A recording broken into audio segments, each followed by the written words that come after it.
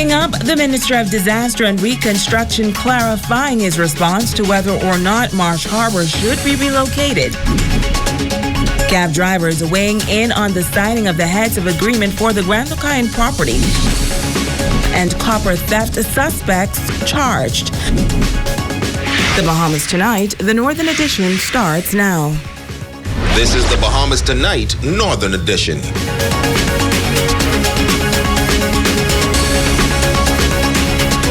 The Bahamas Tonight, the Northern Edition. Good evening, all. I'm Shashina Wolf-Parkinson. As always, it is so great to have you with us. Topping the news this evening, the Minister of Disaster Preparedness and Reconstruction attempting to clear the air tonight regarding a statement made to media about a possible relocation of the Marsh Harbor community. The minister, in the face of widespread backlash, is calling it a misunderstanding. There was no comment made with respect to the government made a decision to move Marsh Harbor. The Minister of State for Disaster and Reconstruction, Ira Lewis, receiving heat for what many believed was him implying that Marsh Harbor should be relocated. But the minister explains that this whole debacle came about after a reporter asked him if Marsh Harbor should be relocated. My direct answer to them was Marsh Harbor is a very peculiar situation because Marsh Harbor itself is mostly privately owned. Before we can even get into the discussion about moving Marsh Harbor, we must have a meeting with all the relevant stakeholders, the land owners, the business owners, before we think about that. So without having the discussion with them, we cannot even think about moving Marsh Harbor. I also stated that the government, if Marsh Harbor was government owned and the government wishes to shift Marsh Harbor without consulting too deeply, the government can move government buildings and shift government subdivision because that's government owned. Some persons took to social media to voice their frustration, including Abaco community leader Silbert Mills, who posed the question: if Dorian had hit Nassau, would you move Atlantis to Mackey Street? Leave Marsh Harbor where it is, please. That comment receiving hundreds of shares and comments. However, Lewis is adamant that his comment was taken out of context. Totally on that. Yeah, but if as an architect and as a planner, we need to look at it. Some of our coastal communities, perhaps we need to if not shift, create restrictive zones. If you must build on the coast, and this is what I said in Parliament, if you must build on the coastline, certain considerations must be taken into, I guess, must be considered. Elevating. However, he says at this point there is not even any recommendation for the community to be moved. I think right now a lot of people are traumatized and they're taking some of the messages in part. And in fact, I did get a call from someone in Marsh Harbor asking me about my comment. I said, well, what comment is that? She said that Marsh Harbor must be moved. I said, what are you referring to? She said, there's a newspaper clipping saying, must Marsh Harbor be moved? I said, it sounded like it was a question. She said, yeah. I said, read it to me. She said, must Marsh Harbor be moved? I said, with a question mark behind it. I said, so that's a question. I said, now read my statement. I said, when the question was posed to me, I said, before we even have that discussion, we must talk to the local land owners, to the owners, to all of the stakeholders, before we can even get into that. So again, I didn't go into the recommendation, and my words are clear for all to read. If it was recorded, those persons who are interested can go back and get the recordings. So it is plain for all to see and all to hear. And also from Abaco tonight, the Customs Department issuing a statement confirming that no recent changes have been made regarding the issue of click-to-clear at ports in Abaco, as the system has been back online for customs processing since October. The release notes that while Customs had reverted to some manual processes after Hurricane Dorian, the online system has been running on island and remotely for months. According to the statement, the department has been working to standardize its operations, which requires local and foreign businesses to operate on a level playing field. Officials say Abaco is equipped to provide licensed brokerage and courier services to the business community and is not dependent on a single company for customs processing. Customs insists that most established Abaco businesses are already using click-to-clear successfully. To date, there are 7 licensed brokers, couriers, and shipping agents in Abaco. Well, the countdown is on to signing of the heads of agreement for the sale of the Grand Lucayan property.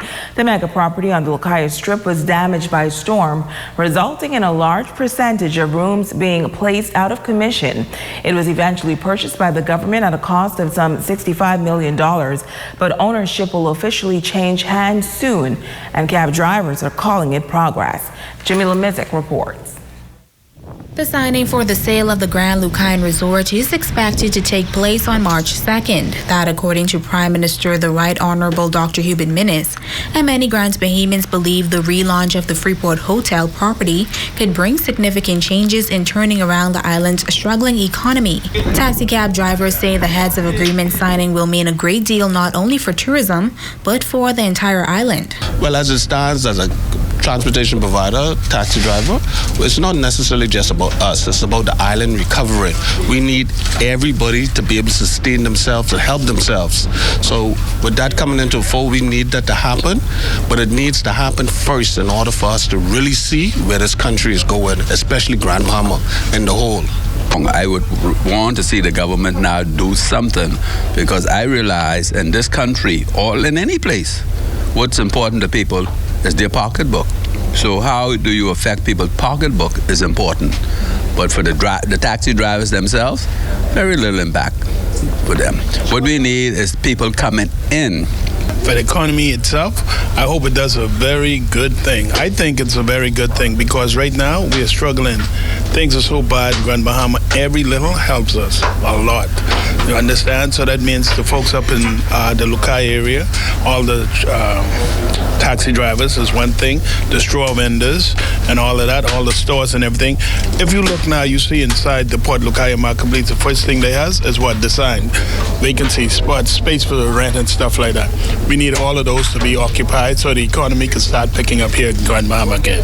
The government signed a letter of intent with Royal Caribbean International and the ITM Group for the purchase of the Grand Lucayan property and the redevelopment of the Freeport Harbor in March of last year. At that time, the initial investment was pegged at just under $200 million. Jamila Mizik, ZNS Network News. Police say they are making major inroads in the investigation into copper theft here on Grand Bahama. Today, 3 men were charged in connection with the removal of copper from the Bahamas telecommunication company. Megan Shepard has this story. Earlier this week, officer in charge of the Central Detective Unit, Superintendent Brian Roll, informing the public of increased reports of copper wire theft on the island. And thanks to the diligent work of officers of the Royal Bahamas Police Force, 3 men were brought before the court. Charles Michael Richardson, age 29, of Gladstone Road, Albert Alexander Lethan, age 45 years, of McLeanstown, and Marvin Llewell Lethan, age 44 years, of Chipping Hill Drive, were all arraigned before Magistrate Rangan Johnson in Magistrate Court Number 3 on conspiracy to commit stealing and stealing. Charles Richardson was also arraigned on abatement to commit stealing. They all pled not guilty to the charges. Bail was denied, and they were referred to the Supreme Court. The matter was adjourned to the 20th of April 2020 at 1 p.m. for trial. Now, this is in connection to complaints of copper theft from BTC. Megan Shepard, ZNS Network News. Well, also before the court this morning, Tyrone Dames, age 26, of Point Lookout Drive. He was arraigned before Magistrate Charlton Smith in Magistrate Court Number 2 on the charges of possession of a fraudulent document, uttering a fraudulent document, and fraud. He pled guilty to all charges and was sentenced to 6 months at the Bahamas Department of Correctional Services. And coming up, we will take you to a weekly gospel concert, and it is all in the name of love. Stay with us, there's more on the other side of the break.